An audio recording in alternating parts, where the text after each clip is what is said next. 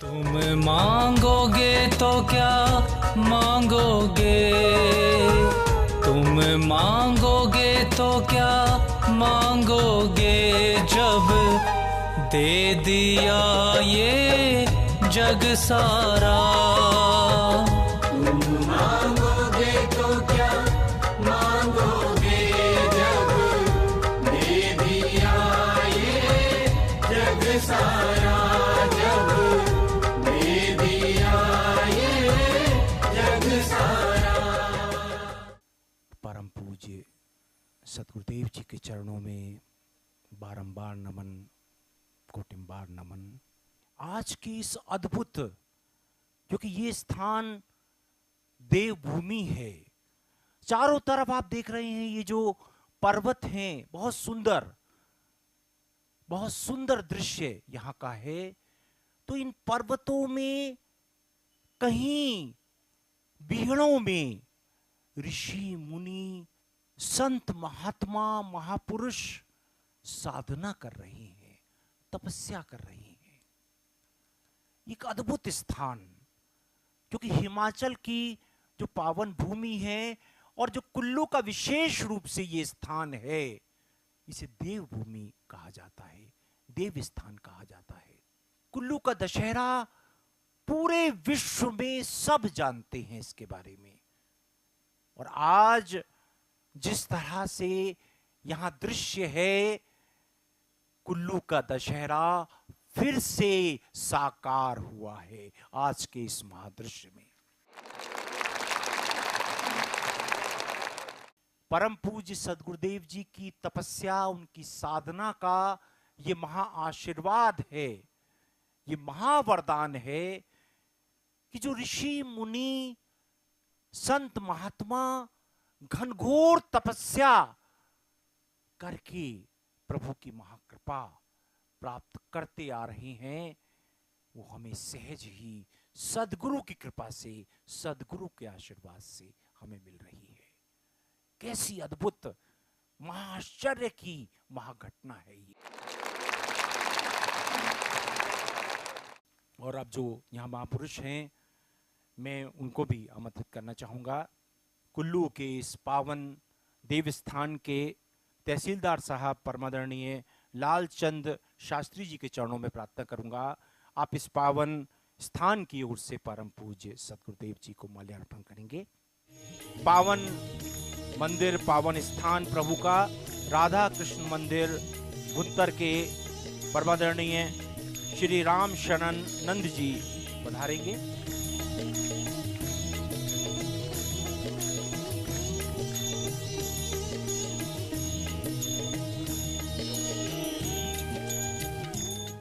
परम पूज्य सद्गुरुदेव जी, आपके श्री चरणों में प्रार्थना है, महाआशीर्वाद की महाकृपा प्रदान करें। कुल्लू की इस ऐतिहासिक कुलंत पीठ की व्यास नदी के किनारे सुंदर सिल्वर वैली की, और राजा अशोक ने जो यहाँ स्तूप का निर्माण कराया, जहाँ महात्मा बुद्ध अपने शिष्यों को शिक्षा देते थे। बाद में मुगल राजाओं ने उस स्तूप को यहाँ से ले जाकर दिल्ली फिरोज शाह कोटला मैदान में स्थापित कर दिया। और उसके बाद उसका क्या हुआ ये आप सोच भी नहीं सकते। जब हम किसी स्तूप को किसी ऋषि के, भगवान शिव के शिवलिंग को कहीं रखते हैं, हटाते हैं, या कोई भी बुद्ध पुरुष को, संत को उस प्रारूप से बदलते हैं, तो वो क्या होता है कल्पना भी नहीं कर सकते। कुल्लू का दशहरा अंतर्राष्ट्रीय त्यौहार है। भुंतर में व्यास और पार्वती नदी का संगम अद्भुत है। और हिडम्बा देवी माँ अद्भुत आलोकों की स्वामिनी यहाँ कुल्लू के पास ही प्रसिद्ध मणिकर्ण साहिब गुरुद्वारा है। मणिकर्ण की हिंदू व सिख धर्मों में अपना विशेष महत्व है। ऐसे अद्भुत गुरुओं की, संतों की भगवान शिव ने स्वयं या माँ पार्वती के साथ, कल्पना करो जहाँ भगवान शिव स्वयं माँ पार्वती के साथ रहे और माँ पार्वती का कुछ गहना, कुछ कुंडल गुम गया, खो गया, तो भगवान शिव ने माँ पार्वती को कहा कि आप इसे ढूंढे, मिला नहीं। फिर भगवान शिव ने अद्भुत तांडव नृत्य किया। कुछ लोग सोचेंगे कि ये क्या, एक कुंडल के लिए भगवान शिव ने इतना किया। कुंडल की नहीं है बात है कि माँ पार्वती आपको बोल रही है, पूछ रही है वो कहाँ है। माँ पार्वती ने कुंडल का क्या करना था, भगवान शिव ने क्या करना था? जो भगवान शिव की माँ पार्वती की बात को काटते हैं।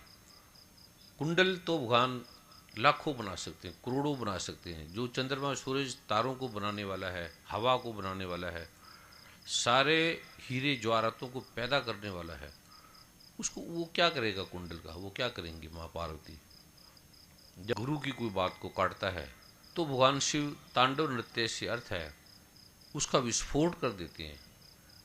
ये ऐसे देवी देवता हैं, ऐसा लोक है, उस पूजा का विधान नहीं होता तो वो रुष्ट हो जाते हैं। देवता रुष्ट नहीं होते, जैसे बच्चे हमारा कहना नहीं मानते, माँ बाप रुष्ट हो जाते हैं, डांटते हैं, टीचर भी डांटते हैं। जैसे कोई व्यक्ति चोर है तो पुलिस वाले डांटते हैं। पुलिस वाले कोई निकृष्ट नहीं है, कोई निम्न चेतना नहीं है। जैसे व्यक्ति कोई जघन्य अपराध करता है तो सरकार रक्षा करने वाली भी उसे सजा देती है। न्यायाधीश जो प्रेम के प्रतिपालक है वो उसकी रक्षा करते हैं, लेकिन जब किसी न्याय की सिस्टम को नहीं मानता तो उसे दंड भी देते हैं। दंड समझाने के लिए है, बताने के लिए है। देवताओं का दंड भी दंड नहीं होता।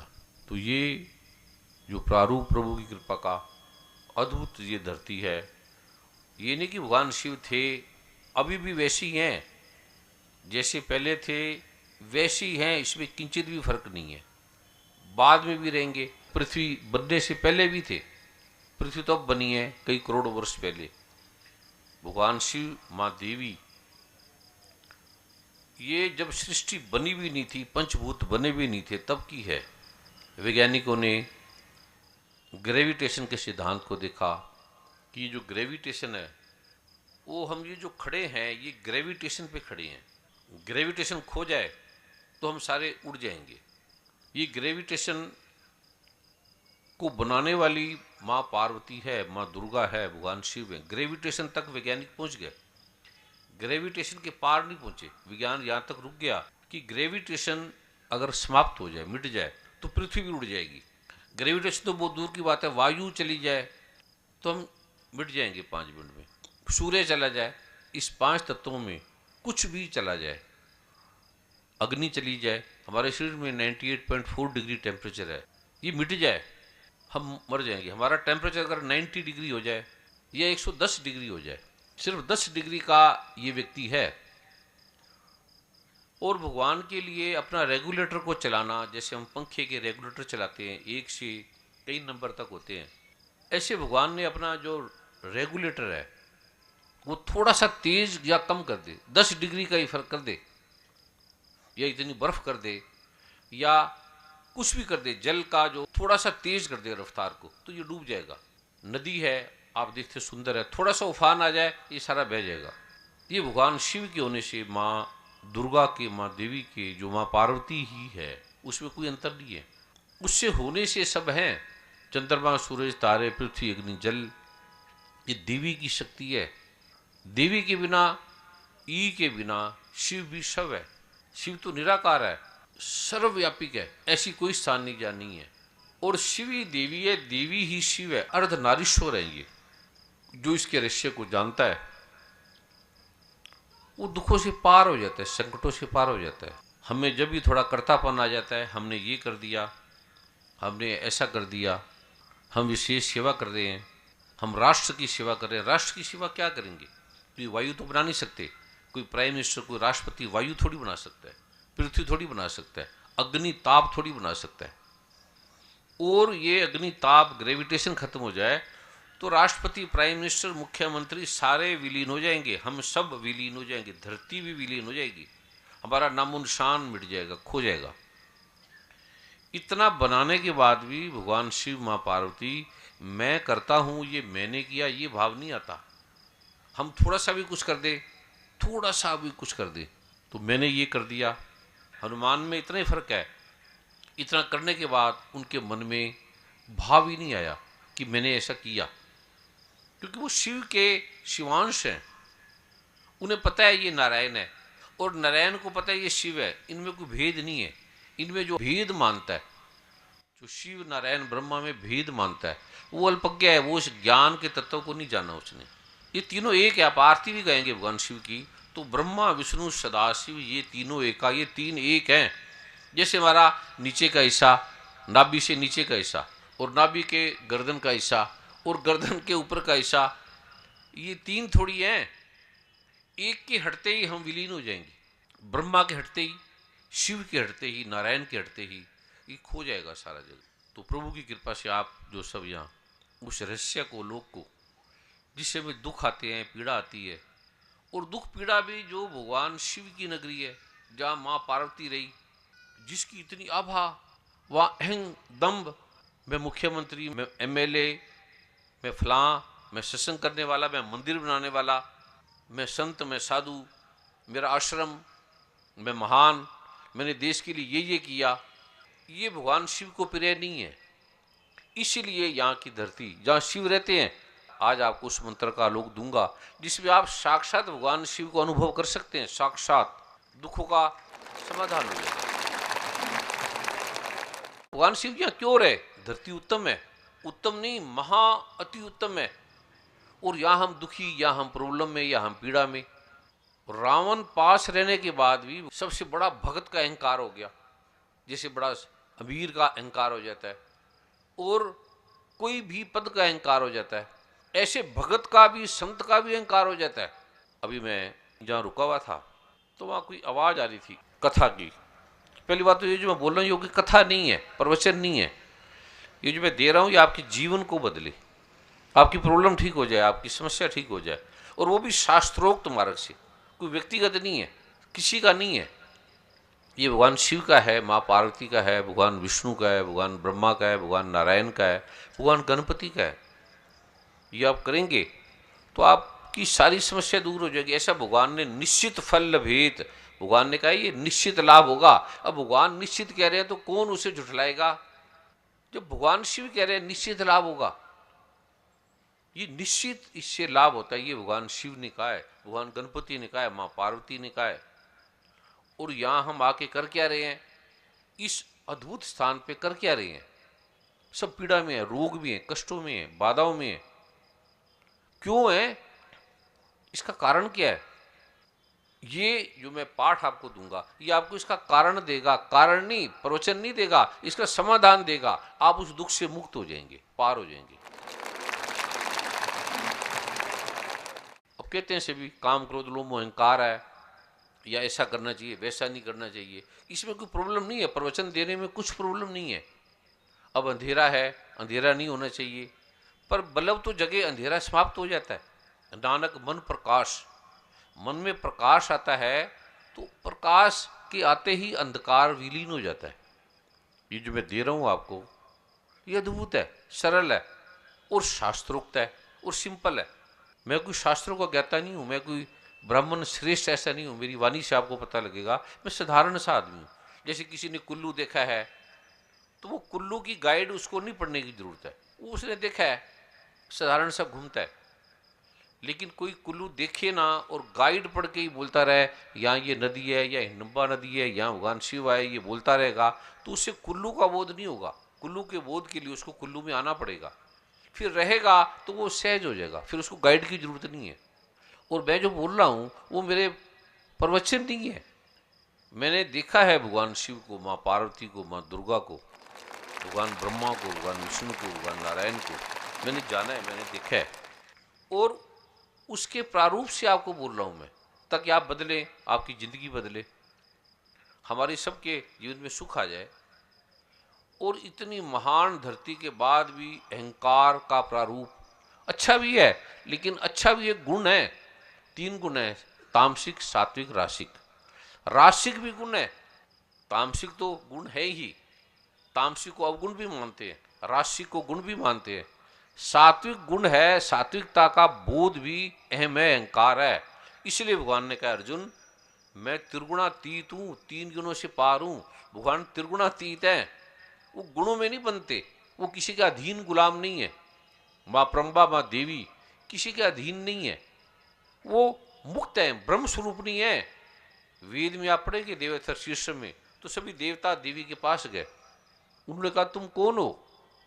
एक तो देवता आपको इस आंखों से दिखाई नहीं देंगे, वो सूक्ष्म शरीर हैं, बड़े बड़े सूक्ष्म प्रारूप हैं, ऐसे ऐसे रंग हैं जो आपने देखे भी नहीं होंगे। तो वो जो आपको बोला गया बताने के लिए, वो समझाने के लिए बोला गया। सत्य क्या है, तथ्य क्या है? अभी जो मैं ये दे रहा हूं, तो मां ब्रह्मा ने कहा, मां देवी ने कहा कि मैं ब्रह्म स्वरूपणी हूं, ये चराचर सारा जगत मुझसे है, ये जो कुछ भी नजर आ रहा है मुझसे है, मैं इसकी अधिष्ठात्री हूं, मैं चाहूं तो एक पल में हटा सकती हूं, मिटा सकती हूं, मेरे से सब है। ये वो क्या है, और मैं सब जगह हूं। तो हम जहां जाते हैं वो तो सब जगह नहीं है। हमारा एक मंदिर है, भगवान शिव कभी सोते नहीं है, जागते नहीं है, कोई शिव की रात्रि नहीं होती। ये हमारे भाव भक्ति के लिए आवश्यक है। लेकिन तथ्यगत में अगर आप शिव को देखोगे तो कहते ये तो सोते जागते नहीं है। शिव भगवान की बात तो छोड़ो, भगवान की वायु भी कहीं सो जाए 5 मिनट के लिए, सूर्य भी सो जाए, चंद्रमा भी सो जाए, अग्नि भी सो जाए, जल भी सो जाए, भी 5 मिनट में आराम कर लूं, तो विलीन हो जाएगा सारा पृथ्वी, अमेरिका, कनाडा समाप्त हो जाएगा, पता भी नहीं लगेगा। 1 सेकंड में, 1 सेकंड लगेगा। भगवान अगर अपना तांडव नृत्य, वो जो महा टेम्परेचर है, करोड़ों सूर्यों का प्रकाश उसके अंदर है, विलीन हो जाएगा, भाप बन के ये पृथ्वी उड़ जाएगी। और कई बार उड़ी है। वैज्ञानिकों ने जो देखा वो अपने वैज्ञानिक प्रारूप से देखा, वो डीएनए के हिसाब से देखते हैं। अब ग्रेविटेशन का भी डीएनए पकड़ पाए, जिससे हम हैं अभी, ये यहाँ बैठे हैं, अगर ग्रेविटेशन हट जाए तो हम उड़ जाएंगे सारे। चंद्रमा पे जाए, वहाँ ग्रेविटेशन नहीं है, तो वहाँ आप लटके रहते हैं, हम वहाँ लटक जाएंगे, क्योंकि वहाँ ग्रेविटेशन नहीं है, कहीं वायु नहीं है। ये जो मैं दे रहा हूँ ये तथ्य वैज्ञानिक प्रारूपों से आपको दे रहा हूँ। आप इसको करोगे, आपकी प्रॉब्लम ठीक हो जाएगी, आपकी बाधा। आपको परमात्मा चाहिए, ज्ञान चाहिए, बुद्धत्व चाहिए, भगवान शिव के दर्शन चाहिए, माँ दुर्गा के चाहिए, भगवान नारायण के चाहिए, भगवान ब्रह्मा के चाहिए। भगवान शिव क्यों नाराज होते हैं? कहते हैं ये मानते नहीं थोड़ी सी बात को। ये जो मैं बोल रहा हूँ ये मेरी कोई नहीं है, ये भगवान शिव ने ऐसा कहा ग्रंथों में कि इतना होने के बाद भी तुम इसका पाठ नहीं करते। छोटा सा घंटों घंटों लगा देते हो तुम वार्तालाप में, गप्पों में, बोलने में, प्रवचन में, सुनने में, और ये आधा घंटा सोने पे टाइम देते हो, फिल्मों में देते हो, इंटरनेट पे देते हो, भोग में देते हो, काम में देते हो, अकड़ में देते हो, अहंकार में देते हो। कोई लड़की मिल गई प्रेम हो गया, लड़का मिल गया प्रेम हो गया, पति पत्नी के लिए जीते हो मरते हो, बच्चों के लिए जीते मरते हो। जिसने पति पत्नी बच्चे सब पृथ्वी बनाई है, उसके लिए आधा घंटा क्या प्रॉब्लम है? भगवान शिव कहते आधा घंटा भी मुझे नहीं देते। आधा घंटा पत्नी के लिए हम दौड़ेंगे पता नहीं कहां से कहां, पति के लिए हम दौड़ेंगे कहां से कहां, लेकिन भगवान के लिए कोई समय नहीं देते। भगवान शिव क्यों बैठे समाधि में? भगवान शिव समाधि अगर हट जाए तो हम सारे विलीन हो जाएंगे, ग्रेविटेशन खत्म हो जाएगी। भगवान शिव समाधि में ग्रेविटेशन को संभालते हैं, ग्रेविटेशन भगवान शिव से है। अगर वो समाधि उनकी खुल जाए तो हम विलीन हो जाएंगे। वो हमारे लिए कर रहे हैं, जो हमारे लिए कर रहा है उसके लिए हम आधा घंटा भी उसका ध्यान नहीं करते, स्मरण नहीं करते, अहंकार में पड़े हैं। हमारा अहंकार 5 मिनट नहीं है, 2 मिनट की बात है, विलीन हो सकता है। पर भगवान दयालु है, सबको पैदा करते हैं, सबके निर्माता है, वो सबको देते हैं। अच्छे हैं, चोर हैं, हिंदू है, मुसलमान है, ये क्योंकि भगवान शिव ने नहीं बनाए, हम ही ने बनाए हैं, हमारे बने हुए हैं। माता पिता के लिए कौन बच्चे हैं? सभी माता पिता के बच्चे हैं। भगवान शिव एक अभियंता है इस चराचर जगत का। उसे अल्लाह कह दो, अकाल पुरुष कह दो, वाहिगुरु कह दो, नारायण कह दो, विष्णु कह दो, ब्रह्मा कह दो, शिव कह दो, ये प्रायवाची नाम है। तो उसके लिए कौन अपना कौन पराया? ये जो मैं दे रहा हूं आज आपको अद्भुत इसका पासवर्ड, कोई भी समस्या, कोई बाधा है, भगवान शिव ने साक्षात कहा इसके बारे में। मैं खुद नहीं मानता था, मैं वैज्ञानिक बुद्धि का था। अमेरिका, कनाडा, इंग्लैंड, भारत के राष्ट्रपति, प्राइम मिनिस्टर, इनके सानिध्य में रहा। और वो कहते ये आप क्या करने लगे? चिकित्सक था मैं। वो कहते युग कहाँ पहुंच गया और आप कहाँ पाठ पूजा में चले गए। फिर मैं गोपनीय रूप से इसका अध्ययन किया। मैं कहा अगर वेद कहते हैं, क्योंकि वेद तो साक्षात भगवान है, गोपनीय रूप से मैं इसका पाठ करता रहा, वर्षों लगे, फिर उसको समझा, फिर सदगुरु की कृपा से वो रहस्य का बोध हुआ। खाली शास्त्र से कुछ नहीं होगा। गीता में कहा है भगवान ने, अर्जुन पढ़ लेना कि ये वेद से नहीं मिलता। इधर भगवान कह रहे मैं वेद हूं, इधर भगवान कह रहे मैं साक्षात वेद हूं, और इधर भगवान कह रहे अर्जुन छोड़ वेद को, वेद से नहीं मिलता। अब आप उलझ जाएंगे ये क्या मतलब, भी वेद भगवान है और भगवान कह रहे वेद को छोड़, ये समझ में नहीं आता। वेद किसने बनाया? वेद का नियंता भगवान है। वेद भगवान है तो वेद का नियंता अभियंता भी भगवान है। भगवान चाहे हजारों वेद लिख दे 1 मिनट में, वो भगवान के मुख से भगवान का प्रारूप ही तो है, जो चाहे कर दे। ये जो मैं आपको दे रहा हूं, अगर आप मानोगे छोटी सी बात है, इसको छोटा सा प्रारूप है। भगवान शिव ने कहा है ब्रह्मा विष्णु नाराज हो जाए तो गुरु बना लेगा, अगर गुरु नाराज हो जाए तो ब्रह्मा विष्णु महेश भी नहीं मनाते, वो मना नहीं सकते, वो देखते हैं खाली। गुरु 1 सेकंड में, जैसे कैमरा, गुरु तो बहुत दूर की बात है, कैमरा 1 सेकंड में हमारी सबकी इकट्ठी फोटो ले सकता है सारी एक साथ। गुरु जैसी आंख खोलता है उसके फोकस में एक आदमी आ जाता है, एक कैमरा तो चेहरे की फोटो लेता है, गुरु चेहरे की नहीं लेता। जैसे एक कैमरा, एक एक्सरे हमारी चेहरे की फोटो नहीं लेता, हड्डियों की लेता है, लेकिन अंदर की नहीं लेता, अंदर की स्कैनिंग लेती है। कैट स्कैन कराएंगे तो एक्सरे से पार है। और भी एक विज्ञान है, और भी एक विज्ञान है जिसे भगवान बुद्ध ने, भगवान महावीर ने लिश्या का विज्ञान दिया, आरा का विज्ञान दिया। आरा तक विज्ञान नहीं पहुंच पाया, पहुंच ही नहीं पाएगा। आरा वीर्य से बनता है, वीर इसलिए महावीर। हम आरा को तो खत्म कर देते हैं, आरा को हम हटा देते हैं अपनी आरा को। आरा का बनाने वाला कौन है? फल को लगाने वाला कौन है? मूल। पत्ते को बनाने वाला कौन है? मूल। जो वीर्य है उसकी इतनी शक्ति है, उससे आधुनिक जगत ने, जैसे जैसे पाश्चात्य संस्कृति आ गई, कहते हैं जैसे इसमें है क्या, एक ही तो बात है, वो आपके विनाश का, दुखों का कारण है। एक तो परमेश्वर तो भूलिया व्यापन सभी रोग। श्री गुरु ग्रंथ साहब आप नारायण है, वो क्यों झूठ बोलेंगे? कहते हैं परमात्मा को भूलने से सारे रोग होते हैं, सारे, एक आधा नहीं छोड़ा उन्होंने, वो क्यों झूठ बोलेंगे? ये जो मैं दे रहा हूं शास्त्रोक्त भगवान शिव का, माँ दुर्गा का, माँ ब्रह्मा का, अद्भुत है। और आप जैसे करेंगे, भगवान ने कहा है गीता में, अंगुष्ठ मात्र हृदय का जो प्रारूप है उसके अंदर वो हृदय का जो चक्कर है ऐसे खिलेगा आपका, और आपको बोध होगा। जैसे व्यक्ति आपके सामने आएंगे आपको बोध होगा। तो बोध आपको होना चाहिए।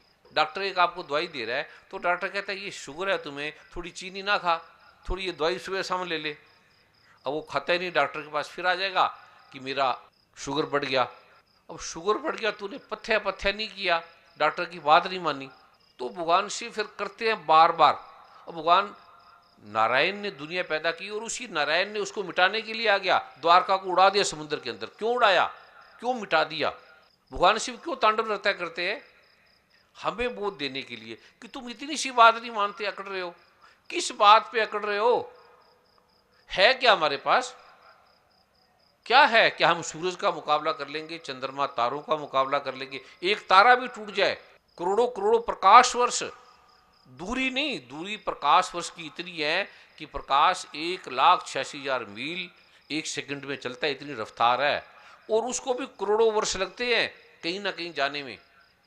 इतनी दूरी, इतना अद्भुत आलोक हम समझ नहीं पाए। तो फिर भगवान ने कहा इसको मिटा दो, ये बेकार के लोग हैं, बेकार की दुनिया, इसको मिटा दो। फिर भगवान बार बार मिटाते, समुद्र को भी निकल जाते हैं, पृथ्वी अग्नि जल को एक से मलिया मीट कर देते हैं। ग्रंथों में तो यहां तक लिखा है कि बस सारा समुद्र समुद्र हो गया, प्रलय होगी। लेकिन प्रलय के बाद भी कुछ है, कुछ नहीं रहता, प्रलय भी नहीं रहती, फिर कुछ भी नहीं बचता। केवल भगवान शिव रहते हैं, केवल माँ ब्रह्मा रहती है, केवल भगवान नारायण रहते हैं, केवल भगवान ब्रह्मा रहते हैं, केवल भगवान गणपति रहते हैं, जिसके आपने अलग अलग नाम बांट दिए, लड़ रहे हो जिसके नाम से।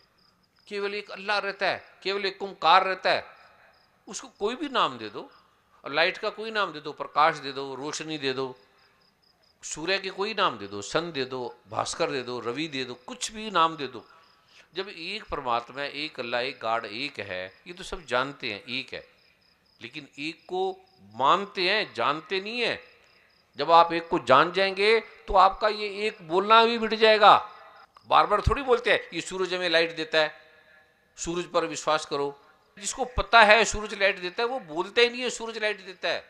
जो बोलता है एक परमात्मा एक है बस, वो कहता है एक अल्लाह है, वो कहता है नहीं एक ओंकार है। तो जो ये बोल रहे हैं इसका मतलब है इनको ज्ञान नहीं है, ये बोलते सच्चे हैं। श्री गुरु ग्रंथ साहब में, कुरान पाक में, बाइबल में, शिव पुराण में, नारायण पुराण में, विष्णु पुराण में, गणपति भगवान के प्रारूपों से, माँ देवी पुराण से, ये सारा लिखा सेम है। अब आप पढ़ेंगे सारे ग्रंथ, सभी पुराण पढ़ ले, कुरान भी पढ़ ले, कुछ भी पढ़ ले, सबका एक ही अर्थ है, एक परमात्मा बस, सबका कोई और अर्थ नहीं है। और उस एक का अलग अलग नाम रखे। ये सारे वेद से आया, ये पहले वेद से सारे ग्रंथ बने, क्योंकि भगवान ने उस आलोक को दिया। फिर कुरान पाक ऐसे थोड़ी उतर गई, खुद परमात्मा ने उतारा हजरत मोहम्मद साहब के द्वारा। भेड़ बकरी चराते थे, साधारण थे, सिंपल थे, आवाज आई लिख बोल, वो कहता मैं अनपढ़ आदमी, कहता बोल। तो ऐसे खुद परमात्मा ने उतारा है इसको, खुदा ने उतारा है। श्री गुरु ग्रंथ साहब कोई ऐसे थोड़ी वाणी है, ये गुरुओं की वाणी है, गुरु के शब्द हैं। और इसको पढ़ते तो हैं, लेकिन पढ़ने के साथ साथ अगर समझे भी, पढ़ना तो अच्छी बात है, भक्ति भाव आएगा, उसकी आभा आएगी, उसकी आरा आएगी, लेकिन आपके दुख नहीं हटेंगे। दुख कब हटेंगे? जब आप जानेंगे भी, समझेंगे भी है क्या। खाली कुल्लू की किताब पढ़ने से आपको कुल्लू की आभा नहीं आएगी। राजस्थान में गर्मी में बैठे हैं, उसकी ठंडक, उसकी शीतलता, उसका ओज नहीं मिलेगा आपको। तो जब आएंगे कुल्लू में, कुल्लू को समझेंगे।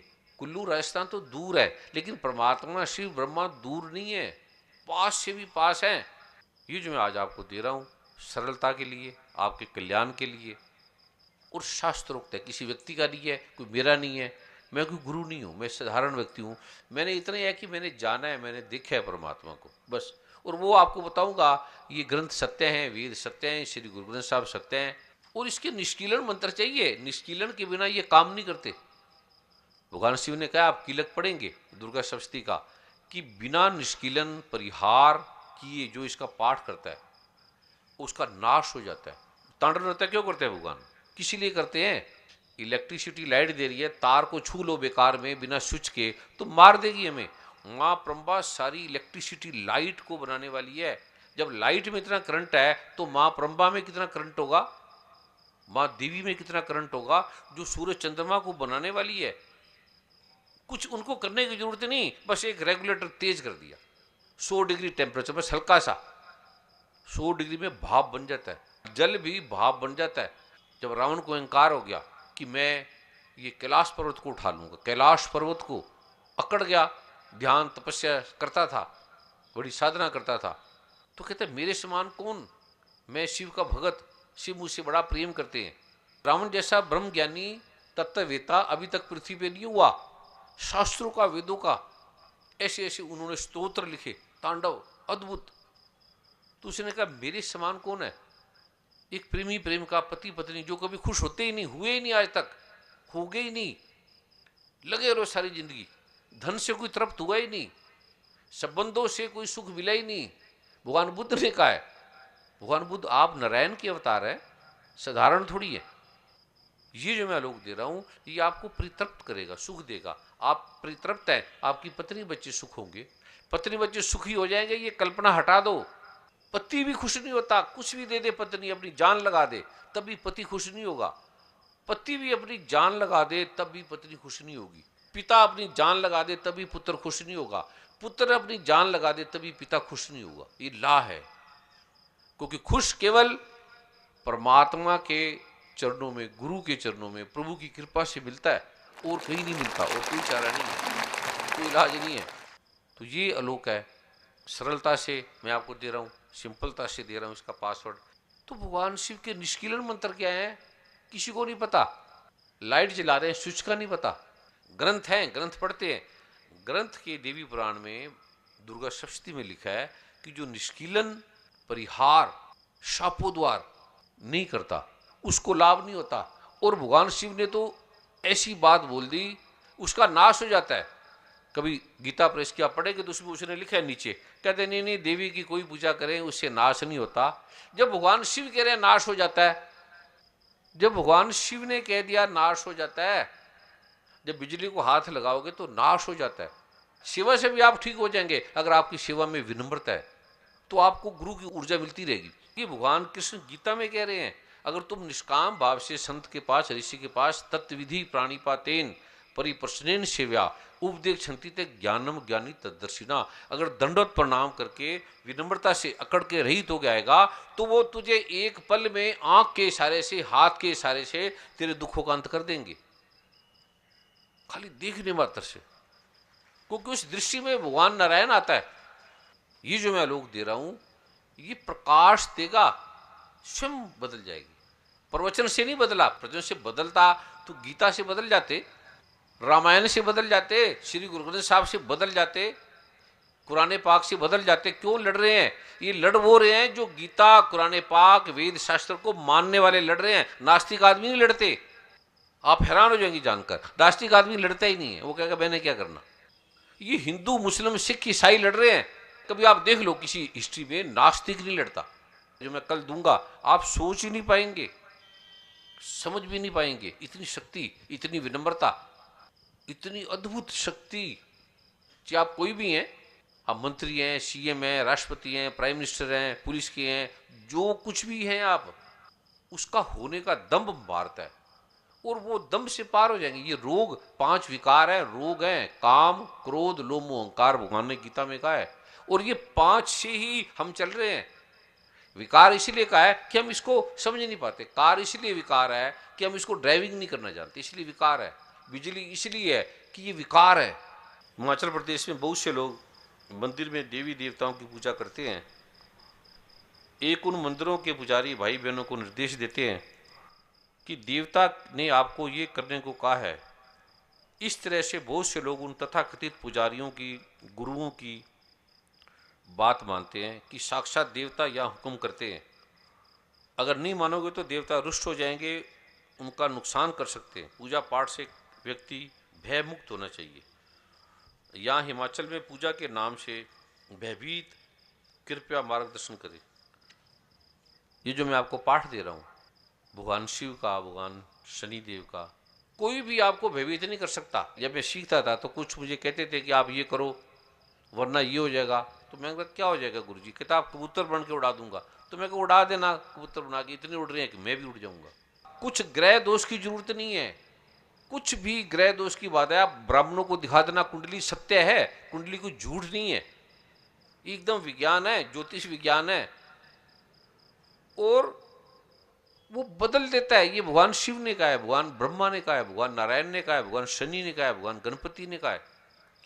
कोई आपको डराए, पहली बात तो आपको लगेगा आपके अंदर ऐसा प्रकाश, ऐसा कवच आपको महसूस होगा जैसे किसी ने बांध दिया, आपको पुष्ट कर दिए।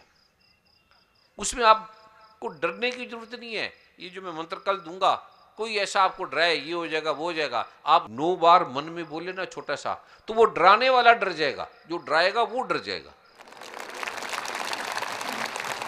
क्योंकि वो भगवान शिव का है, भगवान शिव ने कहा है, भगवान नारायण ने कहा है।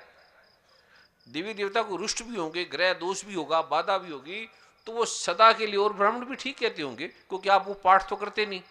जो गुरु आपको दे रहा है पहले तो शास्त्रों से मिला लो, भगवान शिव ने कहा है ये, तो इससे ज्यादा प्रमाण और क्या चाहिए आपको? ये भगवान शिव ने कहा है, शास्त्रों में कहा है, शास्त्रोक्त बात मैं दे रहा हूं। मेरी बात पे यकीन ना करो, देख लो कि क्या सच में शास्त्रोक्त है, सच में भगवान शिव ने कहा है तो मान लो, फिर सोचो मत। देख लो ये डॉक्टर है, ये ठीक है, कोई लोभी तो नहीं है, कामी तो नहीं है, हमारे से धन लेने तो नहीं आया, मतलबी तो नहीं है, ये देख लो पहले। परम पूज्य सदगुरुदेव जी, कुछ और जिज्ञासाएं हैं। हाँ बोलो। मेरा प्रश्न ये है कि सदगुरुदेव जी, जिस तरह से गुरु गीता में लिखा है कि हमें खड़े रहते या चलते हुए, हाथी या घोड़े पर सवार हुए, जागृत अवस्था में या सुप्त अवस्था में भी साधक को बीज मंत्रों का पाठ करना चाहिए, और दूसरी ओर कहा गया है कि बिना आसन के जप नीच कर्म हो जाता है, निष्फल हो जाता है। तो फिर इन सभी अवस्थाओं में तो हम आसन का प्रयोग नहीं कर सकते, तो कृपया आप हमें बताएं। अब ये जनरल बात, अच्छी बात है, जनरल तो आप ये करें, लेकिन अब आपका काम ही हाथी में बैठना है, आपका काम ही इस तरह से कि आप नहीं कर सकते, तो गुरु ने जो कह दिया वो हो जाता है। अगर आप कहें कि हाथी पे क्या, बाथरूम में कर लो, तब भी हो जाएगा, अगर गुरु ने बोला तो, अन्यथा नहीं। अभी आपके पास समय, रात को सोते हो आधा घंटा उठ जाओ, पाठ कर लो। अगर कोई ऐसी आपकी वो सफर में जा रहे हो, भाई ये रहे, तो जहाँ है वैसी कर लो। अब मुसलमान की दृढ़ आस्था देखो, एयरपोर्ट पे भी उनके लिए बनाया हुआ है, पूरे वर्ल्ड के अंदर चर्च भी और मुसलमानों के लिए नमाज पढ़ने का बताया है, हिंदुओं का नहीं बताया मंदिर का। कहते हैं इनकी दृढ़ आस्था नहीं है, इनका मुसल्लम ईमान नहीं है, इनका ईमान पक्का नहीं है, ठीक है। इसलिए गुरु ने जो कह दिया वो हो जाएगा। अभी आपको बोलो ये कर लो तो वो हो जाएगा, ये प्रारूप है, ये भगवान शिव ने कहा है। भगवान शनिदेव जी की मूर्ति घर में रख सकते हैं? नहीं नहीं, शनि मंदिर में जाके उसका प्रसाद भी ना लिया करो, वहीं से खा लिया, घर में मत लाना। भगवान शनिदेव पे अगर मंदिर वाले जल चढ़ाने को ना दें तो क्या करें? कोई बात नहीं, भाव से चढ़ा दो कि मैंने ऐसे जल चढ़ा दिया, फिर तेल चढ़ा दिया, ऐसे भाव से कर दो, कहीं नहीं छूने देते, कोई बात नहीं, आपका कार्य है, जो जो कर सको वो कर लेना। एक तो आप ठीक होते हो, नहीं ठीक होते, मेरा इससे कोई मतलब नहीं है, पहले सुन ले। मैं आपको ठीक करने वाला नहीं हूँ, ये मेरे बीज मंत्र नहीं है, मेरी दुर्गा सप्तशती नहीं है, मेरी कोई शिव पुराण नहीं है, मेरा गणपति स्तोत्र नहीं है, मेरा लिखा हुआ नहीं है। भगवान गणपति कह रहे हैं, माँ दुर्गा कह रही है कि इससे लाभ होगा तो होगा। फिर लाखों करोड़ों लोगों के अनुभव हैं, अमेरिका, कनाडा, इंग्लैंड, जो नहीं मानते थे उनके अनुभव हैं।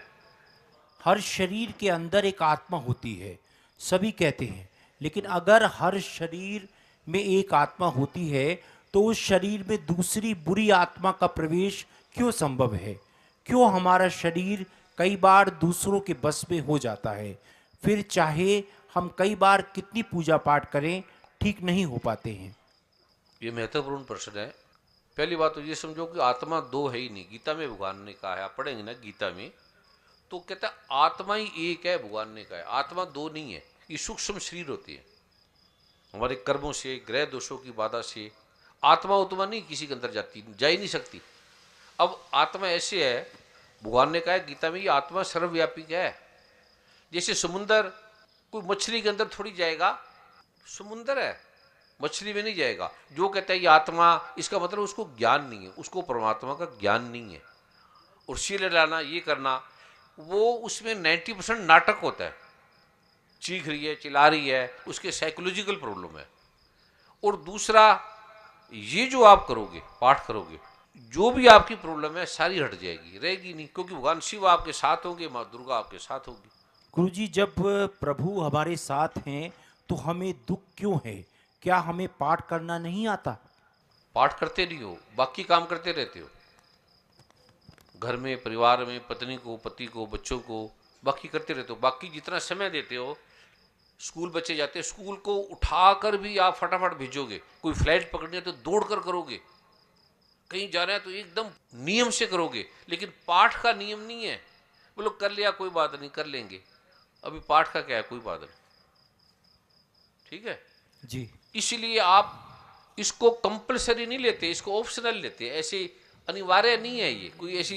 जब टाइम मिलेगा, भगवान तो क्या है, भगवान को क्या फर्क पड़ता है, सूर्य चंद्र बनाने वाले को हमारे दीपक का क्या करेंगे, ये अनिवार्य नहीं लेते आप, भी अनिवार्य है, भगवान शिव ने कहा है इसके अंदर कि जो इसको अनिवार्य है, कंपलसरी लेता है, मैं उसके लिए सदा उसका साथ रहता हूँ, मैं उनके पास रहता हूँ।